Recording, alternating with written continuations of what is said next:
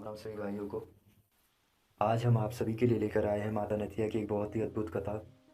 इस कथा के अनुसार माता नथिया ने एक पूरे गांव को एक बहुत ही खतरनाक जिन से मुक्त किया था। और इस कथा को शुरू करने से पहले मैं कुछ बातें आपको इसके बारे में बताना चाहूँगा। यह कहानी है हाथरस के पास एक गांव की। तमाम यूपी में यह कहानी बहुत ही प्रचलित है। यह कहानी बहुत ही वर्षों पुरानी है। तो कहानी शुरू करते हैं। एक जो कि मैंने अभी आपको बताया कि हाथरस के पास गांव है, वहाँ पर एक जिन का बहुत ज़्यादा आतंक हुआ करता था।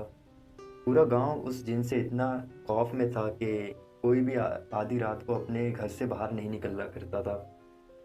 और उस जिन ने एक पूरे परिवार को भी ख़त्म कर दिया था। और उस परिवार में सिर्फ एक स्त्री बची थी। और जो जिन था वह हर रात्रि को वहाँ उस घर में जाया करता था। उस जिन का ठिकाना वह घर ही था। पर पूरा गांव इतना खौफ में था उसको लेकर, क्योंकि एक पूरे परिवार को जिस जिन ने ख़त्म कर दिया, उससे पूरा गांव डरेगा ही। और बहुत वर्षों बाद वहाँ पर एक भगत आता है वाल्मीकि समाज का।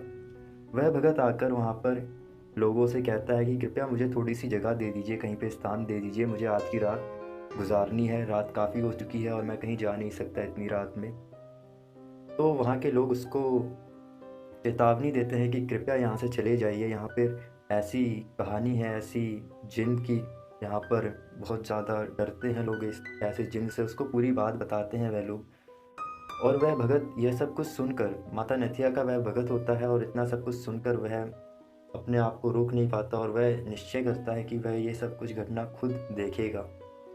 तो वह भगत फिर उस घर का पता लेता है जहाँ पर वह जिंद हर रात्रि आता था। और पता लेकर जब वह भगत उस घर की तरफ जाता है तो वहाँ पर वह स्त्री उसे मिलती है। उससे वह भगत कहता है कि रात्रि काफ़ी हो चुकी है, मुझे आज की रात्रि बिताने के लिए कृपया थोड़ा सा स्थान दे दीजिए। तो वह स्त्री उसको चेतावनी देती है कि कृपया यहाँ से चले जाइए, वह जिन आएगा और उसके आने का समय हो रहा है, और अगर वह आ गया तो आपको खतरा है उससे। पर वह भगत नहीं मानता और ज़िद करता है। और जब वह ज़िद करता है तो वह स्त्री उसको अनुमति दे देती है।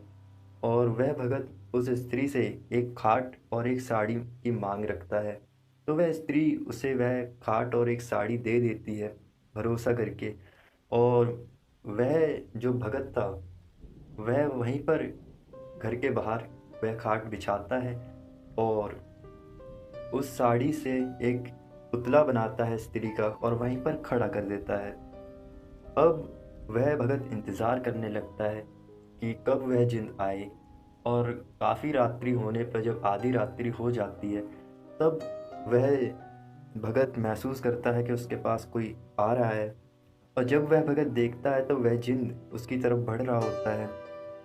तब वह जिन उससे कहता है कि ए भगत, यहाँ से चला जा, वरना तेरा हश्र भी वही होगा जो और लोगों का हुआ। तब वह भगत कहता है कि मैं यहाँ से नहीं जाऊँगा। और माता नथिया को याद करता है कि मेरी माता मेरे साथ है और मैं यहाँ से नहीं जाऊँगा। तब वह जो पुतला होता है, जिन उसे देखता है और उसकी तरफ जैसा ही बढ़ता है तो वह पुतला जो है एक स्त्री का रूप धारण कर लेता है और भगत की ओर बढ़ रहे जिन को मारने लगता है।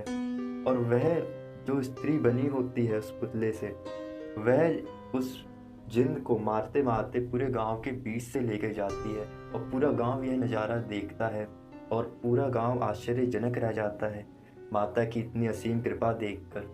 और जब वह जिन गांव से बाहर निकल जाता है तो आज तक उस जिन का कोई पता नहीं है। इतने वर्षों पुरानी ये कहानी है और आज तक वह गांव के लोग स्वतंत्र व निर्भय घूम रहे हैं।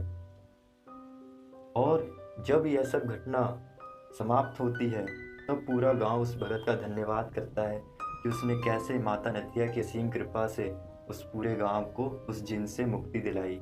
और उस खासकर उस परिवार को मुक्ति दिलाई जिसके कि सभी सदस्य उस जिन ने मार दिए थे।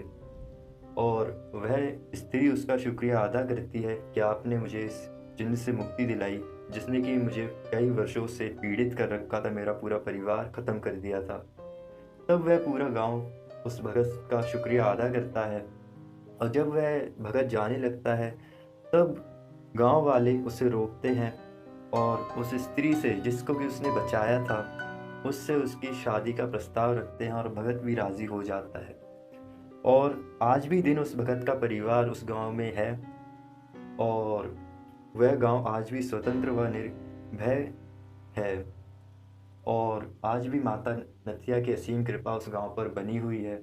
और माता नथिया की इतनी कृपा देखकर वह गांव वाले खुद आश्चर्यजनक रह गए कि इतने वर्षों से हम इस जिन से पीड़ित थे और कैसे एक भगत ने आकर माता की कृपा से हमें मुक्ति दिलवा दी।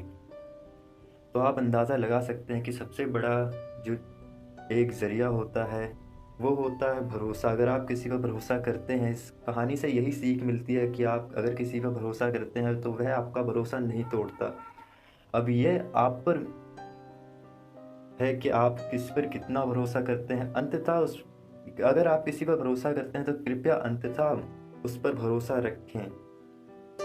इस कहानी से यही सीख मिलती है और यह कहानी इतनी ज़्यादा प्रचलित थी कि हमें लगा कि आप सबके समक्ष रखनी चाहिए। अगर आप सभी को यह कहानी पसंद आई तो कृपया बताएं।